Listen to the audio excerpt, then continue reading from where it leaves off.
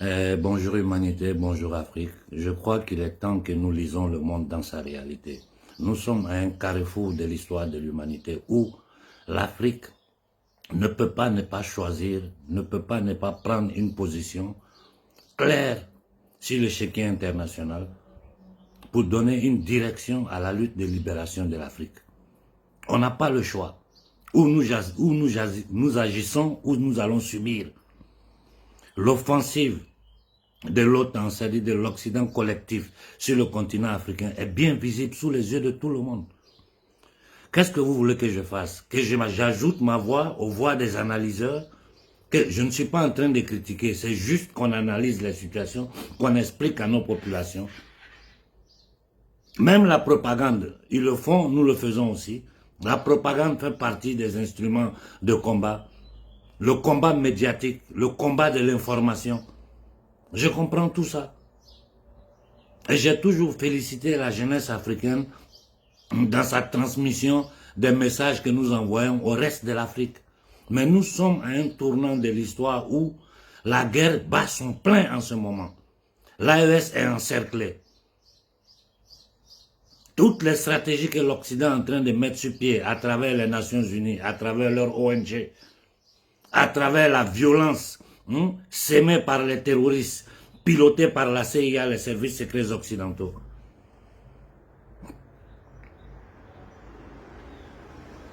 Qu'est-ce que nous devons faire? Ça, c'est une question que je pose aux dirigeants africains, je le pose aux autoproclamés leaders panafricains et je le pose à la société civile africaine. Qu'est-ce que l'Afrique fait? Quels seront nos espaces de manœuvre? Quelle est notre stratégie pour combattre l'ennemi séculaire de l'humanité, en particulier de l'homme noir sur cette planète-là? Qu'est-ce que vous comptez faire? On va rester là à analyser du matin au soir, ne pas donner une solution au problème. La solution d'un problème se trouve toujours dans le problème. Quand nous nous trouvons dans des absurdités où Al-Qaïda dans le Sahel demande le retour de l'ordre constitutionnel. Ils ont commencé en voulant faire le djihad, en voulant créer un État islamique. Ils voient que ça ne marche pas. Nos militaires dans l'AES sont en train de les taper du matin au soir, malgré toute l'appui logistique, économique qu'ils ont de l'Occident collectif. Aujourd'hui, des djihadistes qui nous parlent de retour à l'ordre constitutionnel, des djihadistes qui menacent d'attaquer des pipelines du Niger. Mais ça, c'est une stratégie qu'ils ont mis sur pied ici en Europe. On a vu comment ils ont détruit le Nord Stream 1 et 2. Des attentats terroristiques, des attentats terroristes faits par les États-Unis et l'Angleterre.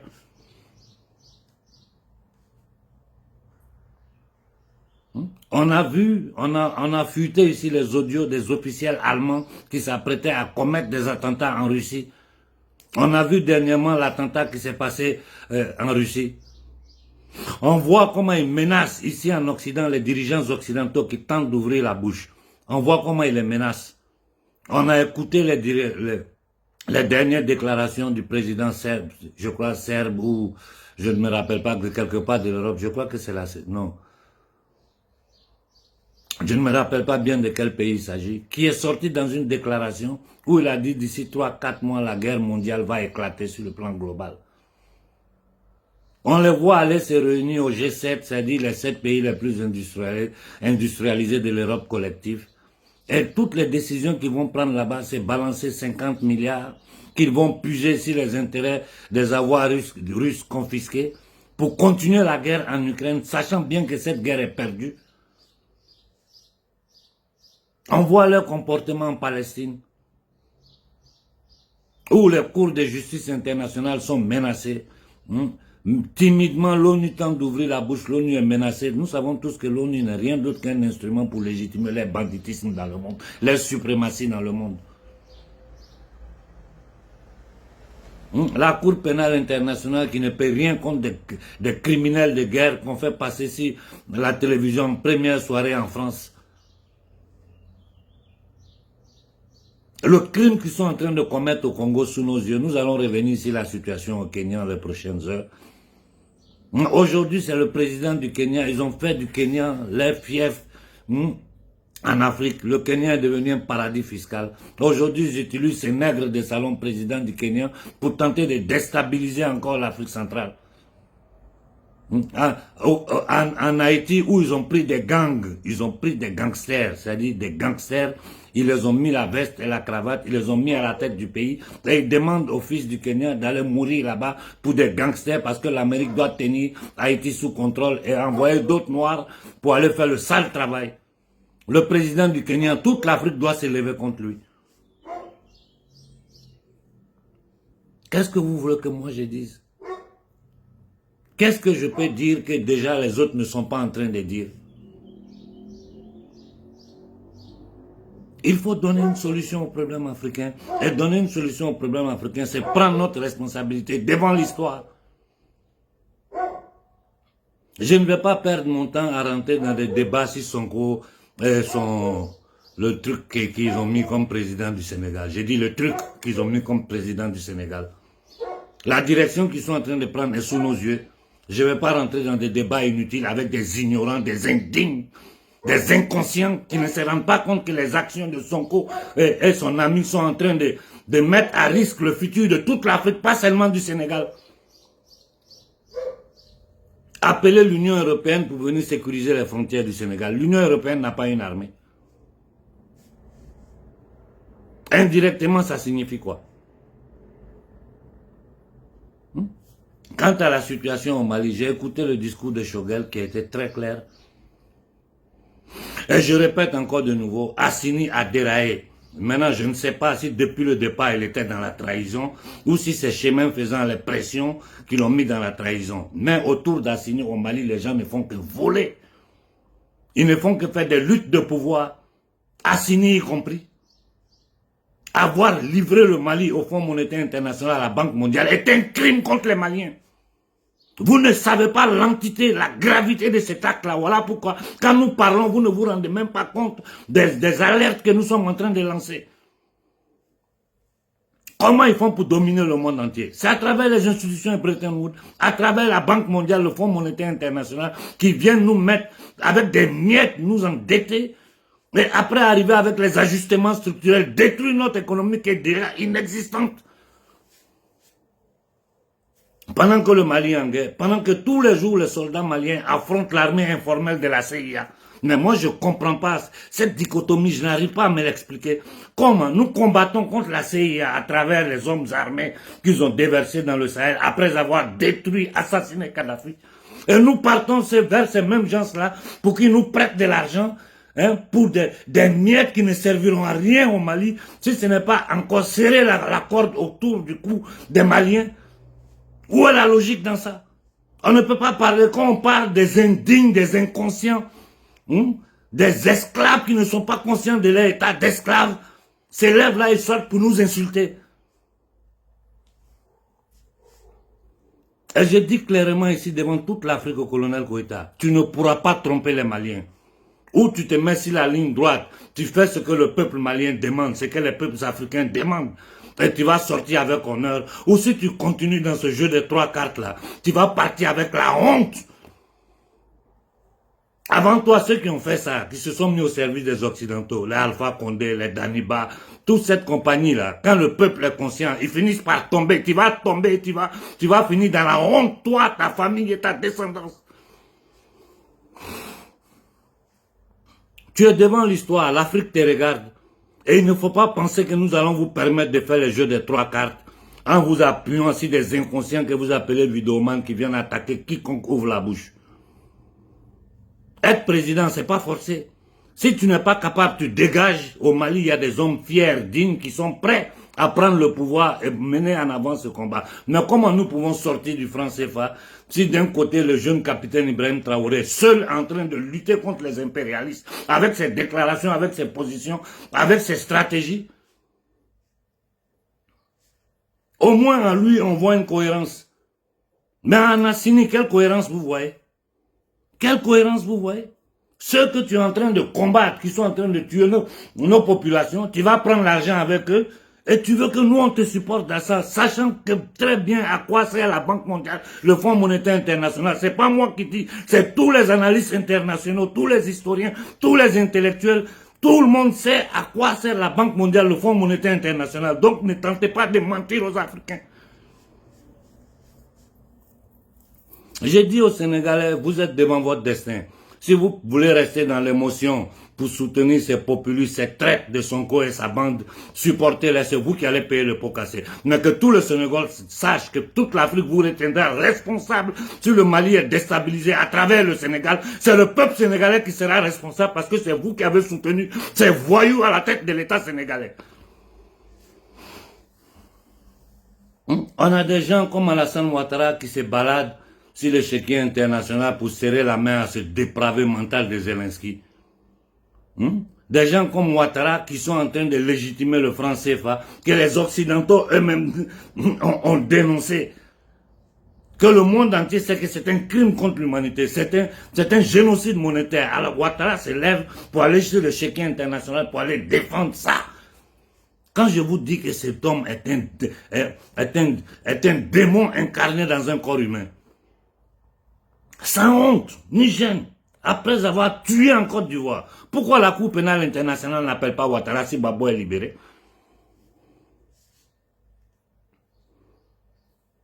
Je ne peux pas rester là à passer de pays en pays. Ce qui est en train de se passer au Congo là, et qu'ils sachent que cette guerre, nous allons la gagner.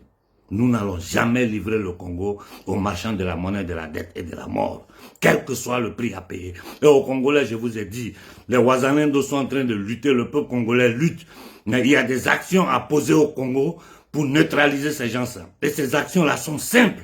Des pasteurs ont parlé, des prêtres ont parlé, mais la société civile congolaise est dans du n'importe quoi, incapable de s'élever. Ça vous coûte quoi? 1 million sur plus de 100 millions d'habitants, 1 million qui encercle. Laissons les autres, encercle l'ambassade américaine. Vous ne pouvez pas faire ça. Au niveau de l'Afrique de l'Ouest, ça fait combien d'années je suis en train de dire que ce combat-là, c'est le peuple qui peut le gagner, et le peuple peut le gagner de façon pacifique, en faisant entendre sa voix. Tous ceux qui ont formé les groupes panafricains, qui ont formé les mouvements en Afrique, vous pensez faire quoi, vous seuls, avec votre mouvement, ou en petite association, avec des affairistes, pour essayer d'avoir des likes, monétiser sur YouTube, demander aux gens de cotiser. Vous faites quoi de concret? Nous allons enfermer les gens dans les salles pour faire votre show. Vous êtes appuyés par vos vrais patrons parce que vous n'êtes pas des panafricains, vous êtes des traîtres. Et les Africains sont en train d'ouvrir les yeux. Manipuler les gens, ne pas permettre aux Africains de prendre une direction concrète, poser des actes concrets aux yeux de l'humanité pour dire que l'homme noir est tenu en esclavage depuis 600 ans, que ça ne peut plus continuer, et que toutes les manigances, toutes les stratégies, tout ce qu'ils vont tenter de faire contre l'Afrique, là, ça va se retourner contre eux. Qu'aujourd'hui, nous sommes prêts à chasser tous les ONG de l'Afrique. Nous sommes prêts à fermer toutes les ambassades occidentales, surtout France, Angleterre, Amérique, sur le sol africain. Et ça, c'est des responsabilités que la société civile africaine doit prendre. Qu'est-ce que vous comptez faire? Rester sur les réseaux sociaux à bavarder du matin au soir, des leaders qui enferment les gens dans des salles, ils font leurs conférences, ils vont présenter leurs livres. Mais dans le concret, qu'est-ce que nous sommes en train de faire? Nous sommes restés assis, les gens ont poussé le pion, ils sont en train de resserrer le taux autour de nous. Le Soudan est pété, le Congo est pété, partout en Afrique c'est pété. Des politiciens qu'on n'arrive pas, même la déception de toute l'Afrique mais c'est pas possible. Je vois comme la jeunesse africaine est choquée par le comportement de Sonko. Il a trahi tout le monde, il a trahi le Sénégal, il a trahi l'Afrique. Des gens qui veulent supporter le petit de la Guinée. Mais vous vous foutez de notre gueule. Un gars qui a été placé là par les Américains, même ils ont dit c'est nous qui avons fait le coup d'État pour le placer là. Qu'est-ce que vous attendez d'une telle personne? Qu'est-ce que vous attendez d'une telle personne? Je dois reconnaître que, même si c'est pas facile, le colonel Tiani tente de tenir la barre. Et je lui dis que le colonel Tiani sache que nous allons le supporter s'il continue dans la lancée là. Il faut enlever tous les contrats aux sociétés françaises. Et je dis, il est temps que nous nationalisons ces sociétés-là. Toutes les grandes sociétés occidentales sur le territoire africain doivent être nationalisées. Ils ont assez mangé, ils se sont assez engraissés. Maintenant là, c'est au tour de l'Afrique de jouir de ses richesses. Il faut tout nationaliser. On ne peut pas faire une révolution laissant les vautours dans le poulailler. C'est pas possible.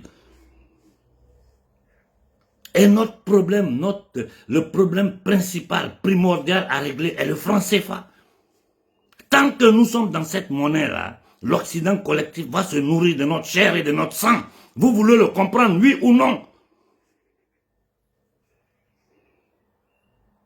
Nous ne contrôlons pas notre espace, nous ne contrôlons pas notre économie, on n'a même pas d'économie. Notre territoire est militairement occupé. On les chasse d'un coin, ils trouvent un ex de salon qui les reçoit quelque part. C'est-à-dire des Africains qui travaillent pour maintenir le peuple africain dans l'esclavage. Des gens comme Talon, des gens comme Ouattara, des gens comme Eyadema. Je ne parle pas des dinosaures de l'Afrique centrale.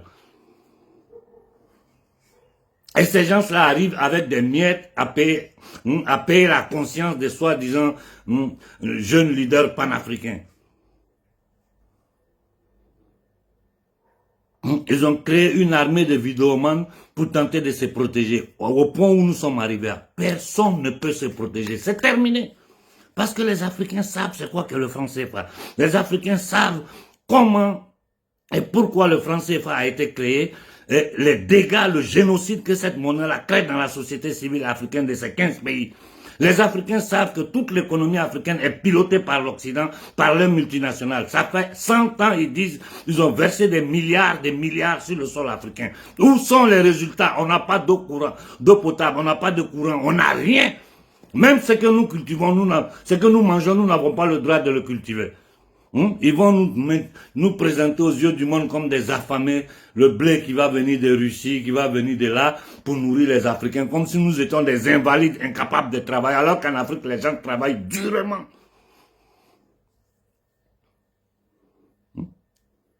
Des gens qui sont en collaboration avec la Banque mondiale, comme le ministre des Finances du Mali. Comment? Il faut être un imbécile pour pouvoir supporter une telle personne. Il faut être un indigne. Il faut être un inconscient. Quelqu'un qui n'est pas conscient de son état de noir sur cette planète. On peut faire le tour des situations africaines. Ça commence au Kenya. Tu vois les pays limitrophes du Congo qui travaillent contre le Congo pour les intérêts des marchands de la monnaie, de la dette et de la mort. Des dirigeants africains.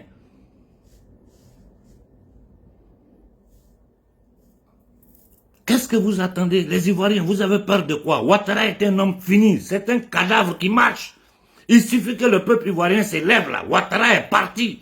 Ces gens-là, ils ne protègent pas quelqu'un qui a le peuple contre lui. C'est votre inertie qui fait que Ouattara continue à piller, à maltraiter les Ivoiriens, à casser leurs maisons, à aller sur le chéquier international, dire aux gens que le franc CFA est bon, cet homme est un criminel. Et la Cour pénale ne le voit pas. Des agents de la CIA comme Kagame, responsables des tueries au Rwanda, se baladent en Occident, appuyés par l'Union européenne, appuyés par l'Amérique. On arrive au point où des djihadistes demandent le retour à l'ordre constitutionnel. Ce n'est plus la charia. Il faut que nous prenions nos responsabilités. Il faut que la jeunesse africaine prenne ses responsabilités. C'est votre futur qui est en jeu. C'est vous là, vous êtes des centaines de millions de jeunes qui ont le futur hypothéqué par ce que vous appelez classe dirigeante. Politiciens, intellectuels, marabouts. Mais vous n'avez pas honte. Votre peuple en esclavage, vous êtes là, vous ne pensez qu'à vos intérêts. Vous n'avez pas honte. Et comme je dis toujours, quiconque change de position et commence à travailler dans la direction des peuples africains, moi je le supporte. Je suis en train d'observer les actions du petit débit et je ne vous cache pas que je suis satisfait des pas qu'il est en train de mettre, qu'il est en train de faire. Même si demain Sassou Nguesso, Biya, n'importe qui se lève et renverse la table, nous allons le supporter. Parce que nous connaissons la violence de ces systèmes-là. Nous savons que c'est des voyous, des psychopathes, tout ce que vous voulez, des criminels. Ils ont versé le sang en Afrique. Mais si demain, ils décident de faire quelque chose pour leur peuple avant d'aller dans leur tombe, dans le voyage éternel, nous allons les supporter. Vous avez vu quelqu'un dans le monde qui a tenté de faire quelque chose pour son peuple, on ne l'a pas tué. En Europe comme en Afrique. Quiconque a tenté de se mettre contre ce système usurier, criminel, démoniaque, a été épuré, éliminé, tué.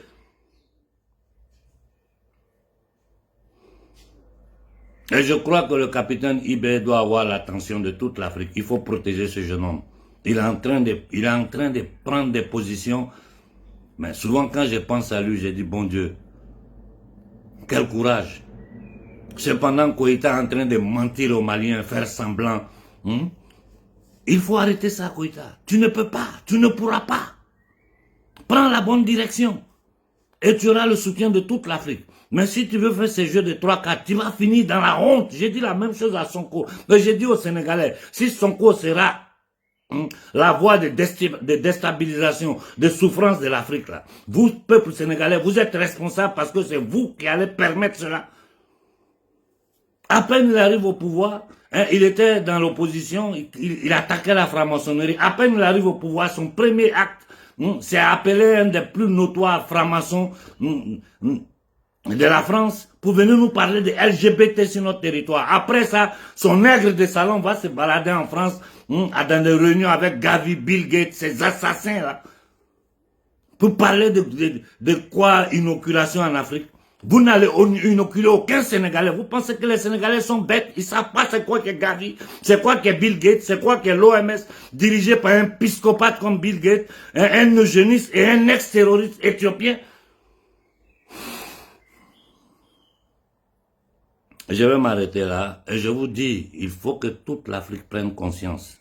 L'offensive occidentale est en plein en ce moment sur le territoire africain. Ils vont utiliser tous les moyens qu'ils ont, économiques, médiatiques, financiers, pour bloquer l'Afrique, sans compter les groupes terroristes qui sont en train de créer un peu partout. Al-Qaïda qui parle de retour à l'ordre constitutionnel. Mais c'est l'hôpital qui se fout de la charité. Il est temps que nous prenions, c'est tellement simple gagner ce combat. Je ne sais pas pourquoi les gens continuent à me combattre par derrière, mais je ne suis pas dans votre show là. Vous voulez occuper l'espace, faire votre show, c'est bien, faites-le. Mais au moins le combat, menons-le. Et mener le combat, ça signifie quoi? Ça signifie faire entendre la voix du peuple africain. Non seulement si l'Afrique s'élève, nos dirigeants qui veulent trahir sont en difficulté, mais l'Occident, aux yeux de l'humanité, ne peut plus aller en avant. Voilà pourquoi les gens empêchent un soulèvement populaire de l'homme noir sur le continent noir. Voilà pourquoi ils l'empêchent, parce que ça sera une honte pour eux. Ce n'est pas un dirigeant, ça va mettre en difficulté les nègres des salons qui veulent vendre le futur de notre jeunesse. Ça va mettre en difficulté, ça va totalement détruire la narration des Occidentaux qui sont en train de faire à travers leurs médias de propagande.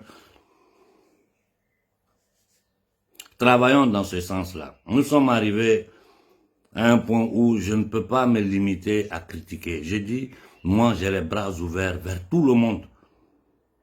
Il faut donner une direction au combat. Il faut mettre de l'ordre dans nos rangs.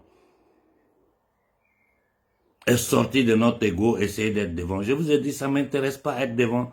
Ceux qui veulent être un chef de file là, parce qu'ils comptent sur ça pour se créer une situation dans la vie, ils veulent faire la politique là. Prenez des risques.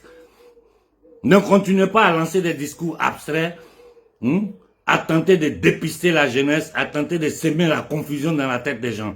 Prenez des dispositions, posez des actes clairs. Et la seule action que l'Afrique noire peut poser aujourd'hui aux yeux de l'humanité pour faire comprendre le désaccord des peuples africains, pour faire comprendre aux Occidentaux que nous savons tout ce qu'ils font, que toute la narration qu'ils sont en train de faire, c'est pour se foutre de leur société civile. Mais cette société civile occidentale va se rendre compte si vraiment l'Afrique se met à mener ce combat-là. Nous leur enlevons le contrôle de nos matières premières. Nous leur enlevons le contrôle de notre monnaie. Nous les dégageons de notre territoire. Dites-moi pour quelles raisons ceux qui ont créé le terrorisme, et tout le monde le sait, tout le monde le dit, ceux qui ont créé le terrorisme s'implantent chez nous avec l'excuse de combattre le terrorisme. Expliquez-moi cette logique-là. J'ai fait 24 minutes, je vais m'arrêter là. Enterrons toutes nos animosités, enterrons toutes nos divergences, toutes nos différences. Pardonnons-nous les uns aux autres pour pouvoir sauver l'Afrique, pour pouvoir mener ce combat-là. Aujourd'hui, nous devons prendre des décisions claires de quel côté nous sommes, quel est notre projet, qu'est-ce que nous voulons pour l'Afrique. C'est quoi l'autodétermination d'un peuple? C'est quoi l'autodétermination d'un peuple? Il faut avant tout l'indépendance monétaire, c'est la première chose. Après quoi, le déclenchement, l'enclenchement du processus de développement de l'Afrique.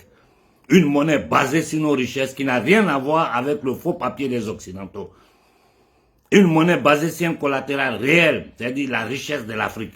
Nos matières premières qui sont indispensables pour les nouvelles technologies. Ils sont en train de faire la guerre à la Russie. Hein? Donc, ils n'ont pas, même si en bas, l'Amérique continue à acheter l'uranium russe, hein, tout le monde le sait. On sait que les hydrocarbures russes vont faire le tour du monde, ça revient en Europe au prix augmenté de 3 fois. C'est-à-dire c'est la société civile occidentale qui est en train de payer les pots cassés. En détruisant les pipelines entre la Russie et l'Allemagne, ils ont mis à genoux l'économie allemande. Des pays qui sont endettés comme la France, l'Italie, ces gens-là se lèvent et viennent nous parler des miettes d'aider l'Afrique. Il faut que nous arrêtons d'accepter ce genre de narration. Il faut que nous n'acceptons plus ça. Les riches, c'est nous. Les plus jeunes, c'est nous. Les plus nombreux, c'est nous. 15% de la population mondiale s'arrête là. C'est-à-dire, ils ne représentent même pas les peuples. C'est une mascarade. En réalité, les gouvernements occidentaux travaillent pour les marchands de la monnaie, de la dette et de la mort qui sont en train de verser le sang partout sur la planète, qui n'ont rien à voir avec une vraie démocratie. Aujourd'hui, les Occidentaux se rendent compte que l'Union européenne est une création nazie qui est pilotée par des nazis, par la CIA. Les gens qui font l'apologie du nazisme, on va envoyer des miettes en Afrique. Combien ils ont dépensé dans cette guerre en Ukraine là? Cet argent-là, combien de bien ça pouvait faire à l'être humain? Et ils continuent de le faire. Ils ne s'arrêtent pas. Ils continuent d'alimenter la guerre en Palestine. Parce que mais Israël n'est qu'un instrument en leur main. Eux-mêmes, ils le disent. Israël, c'est le poste avancé de l'impérialisme au Moyen-Orient. Et il ne faut pas confondre le sionisme et l'hébraïsme.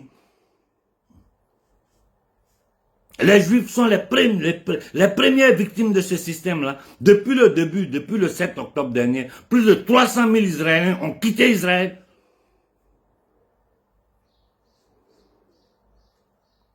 Ils sont en train de fuir. Et dans leur but, là, c'est détruire Israël, détruire tous les pays du Moyen-Orient. Parce qu'il faut reconstruire le monde selon leur vision anti-humaine qu'ils ont mis sur pied, avec leur agenda de 2030, des batraciens comme le petit misérable du Sénégal va se mettre avec Bill Gates pour parler de plans de ça en Afrique. Oh, pou, tu es maudit, toi et ta famille. Tu es maudit. Des petits voyous, des jeunes garçons qui ont 2 femmes en plein 21e siècle. Ils ont 2 femmes, c'est la tradition. Et ça ne les suffit pas. Ils vont même chez des prostituées. On va les attraper là-bas. Il y a procès dessus, du n'importe quoi. Des gens comme ça, comment on peut se fier d'eux?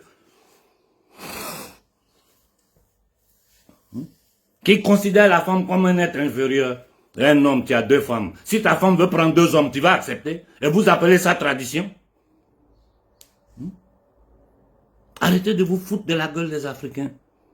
Arrêtez de vous foutre de la gueule des Africains. Il faut respecter le peuple africain. Et j'ai dit notre respect là, nous, société civile africaine, notre respect, c'est nous dresser contre tout dirigeant africain qui travaille contre les intérêts de l'Afrique. Tant que nous ne le ferons pas, ces nègres de salon, ces minables là, les Occidentaux vont les installer sur l'Afrique, déstabiliser nos gouvernements, tuer nos leaders. Ils sont en train de préparer ces nègres de salon de Thiam pour les déposer sur la Côte d'Ivoire. Un autre agent de Rothschild. Mais regardez un peu les dirigeants français. C'est tous des PD. L'opposition comme gouvernement, c'est tous des dépravés. La jeunesse africaine, écoutez bien ce que je vous dis. J'ai fait près de 30 minutes, je vais m'arrêter. Organisez-vous. À l'intérieur des mouvements, il faut réussir à lancer une manifestation à échelle au moins sous-régionale, parce qu'en ce moment, c'est une émergence. L'attaque contre l'AES, l'attaque contre le Sahel bat son plein. Il faut que nous, société civile, nous agissons. Il suffit seulement que nous levons notre voix, c'est terminé. Martin Luther King a gagné le combat des droits humains, des droits civiques des Américains, hein? Un État fondé sur un génocide et la déportation de millions de nos ancêtres. Sans violence. Gandhi les a chassés de l'Inde, même si avant de partir, ils ont divisé l'Inde en deux, en utilisant toujours la religion, ce qu'ils sont en train de faire encore aujourd'hui. Diviser musulmans et chrétiens, chrétiens et juifs, mettre tout le monde contre tout le monde, créer des animosités, jouer sur les émotions des gens, pour continuer à dominer. Mais maintenant, ça ne suffit même pas. Ils veulent éliminer les 3/4 de l'humanité et imposer l'intelligence artificielle. Ils veulent créer une monnaie digitale où nous n'avons plus contrôle sur rien. C'est-à-dire qu'ils sont devenus maîtres de nos vies. Et il faut que l'Afrique s'élève. Je lance ici cet appel à tous les leaders panafricains. Mettons à côté les petits problèmes personnels, notre ego, chacun, celui qui veut faire son business, qu'il le fasse. Moi, ça ne me regarde pas. Je ne veux même pas juger, critiquer, ça ne m'intéresse pas. J'ai dit, il faut réussir à créer un bloc et dans les prochaines semaines, faire lever toute l'Afrique de l'Ouest, en commençant par les pays de l'AES. Il faut que les gens se mettent sur pied pour répondre clairement à la France, à l'Union européenne. Si nous ne le faisons pas, nos dirigeants vont nous trahir parce que la pression, la peur et l'ingratitude de certains parmi eux qui sont arrivés comme par hasard au pouvoir, ce n'est pas possible ce qui se passe en Afrique. Ce n'est pas possible. Des dirigeants qui ont le complexe d'infériorité, des dirigeants qui ont peur de mourir, cependant ils s'enrichissent eux et leurs familles, livrant le destin des Africains à ces usuries internationales, à ces forces anti-humaines. Mais qu'est-ce que vous croyez, où vous pensez arriver aujourd'hui avec une Afrique aussi éveillée? Regardez ce qui se passe au Kenya. Le Soudan commence à se réveiller, les Soudanais commencent à comprendre dans quel jeu on les a mis pour diviser le pays. La Mauritanie qu'ils utilisent aujourd'hui contre les intérêts des peuples africains. L'Algérie, quelle honte pour l'Algérie, pas le peuple algérien, les dirigeants algériens. C'est tous des francs-maçons. Les Béninois, les Togolais, qu'est-ce que vous attendez pour vous lever contre ces nègres de salon? Qu'est-ce que vous attendez? Personne ne le fera à votre place. Ce n'est pas en restant sur la toile pour bavarder que nous allons changer quelque chose. Il faut des sacrifices. Aujourd'hui, là, le problème principal, c'est quoi? C'est l'idéologie panafricaniste. Ils ne savent plus comment contrôler parce qu'ils voient que toute l'Afrique est devenue panafricaine.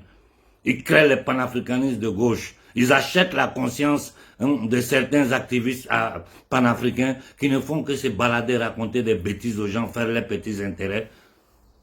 Des gens qui veulent préparer pour envoyer au pouvoir. Vous pensez que nous, on ne sait pas? Nous, on a la minime information sur l'Afrique là. On suit tout de près. Et il y a beaucoup dans le monde panafricain, ils ont peur de s'approcher de moi parce qu'ils savent que quand le moment va venir, je vais taper dur sur eux. Toutes les contradictions, tous les semblants qu'ils font, leur histoire est dans notre main. Leur parcours politique et humain est dans notre main. Quand le moment va arriver, on va déposer sur la table. Ils vont perdre toute crédibilité. Voilà pourquoi à ces gens-là, je fais peur. Hier, nous avons fait encore une autre réunion par rapport à ce que nous sommes en train de subir. Regardez le cas du frère Béhanzin en France. Attaqué par l'État français, par les services secrets français. Menace sa famille, traumatise sa famille, sa maman, ses enfants. Moi, qu'est-ce que je ne subis pas? Des documents officiels des services secrets français sont dehors. Tout le monde peut les lire. D'ailleurs, je vais les publier. Comment pénétrer le monde panafricain? Comment semer la division dans le monde panafricain? Comment payer la conscience des gens? Comment détruire les vrais leaders panafricains? Toutes les stratégies, tout ce qu'ils doivent mettre sur pied pour continuer à tenir l'homme noir en esclavage là. Eux-mêmes, les services secrets ont fourni un document clair. C'est parce qu'ils ont honte, ils ne peuvent pas le dire publiquement. Vous avez vu dans la résistance française, dans l'opposition française, quelqu'un qui parle du franc CFA, de façon comme ça, comme si c'est pas un truc important. Quelqu'un qui parle de l'occupation militaire de la France, c'est-à-dire de l'Occident collectif de l'Afrique, avec l'excuse du djihadisme, pendant que tous les Français savent qu'ils mentent. Que ce sont eux qui sont derrière le djihadisme. Combien de morts en Irak? 1 500 000 morts. Qu'est-ce que la Libye est devenue aujourd'hui? Qu'est-ce qu'ils n'ont pas fait en Syrie, en Afghanistan? On retourne en arrière au Vietnam. Aujourd'hui, la Russie va signer des contrats de défense militaire avec la Corée du Nord, c'est quoi? C'est 25 millions d'habitants. La Corée du Nord, c'est 25 millions d'habitants. Je ne sais pas, 150 000 km², quelque chose de ce genre. Si vous regardez sur la toile, vous allez voir. C'est-à-dire un petit pays de 25 millions d'habitants arrive à signer des contrats militaires clairs avec la Russie, dans lequel si la Russie a attaqué la Corée du Nord va agir, si la Corée du Nord a attaqué la Russie va agir. Un petit pays de 25 millions d'habitants qui tient tête à ces usuries internationales depuis près d'un siècle. De père en fils, malgré toutes les difficultés, ils tiennent tête parce qu'ils sont conscients qu'ils ne peuvent pas laisser leur peuple être dominé par des envahisseurs externes. L'Afrique n'est pas capable de le faire. Et quand quelqu'un s'élève en Afrique pour le faire, d'autres Noirs vont s'élever contre lui pour tenter de le démoniser, de le tuer, pour permettre à ces gens-là de maintenir leur peuple sans eau. Eau potable, sans courant, sans école, sans rien. Et les multinationales de ces usuriers internationaux viennent piller nos richesses. C'est-à-dire ils vivent de notre sang, de notre sueur.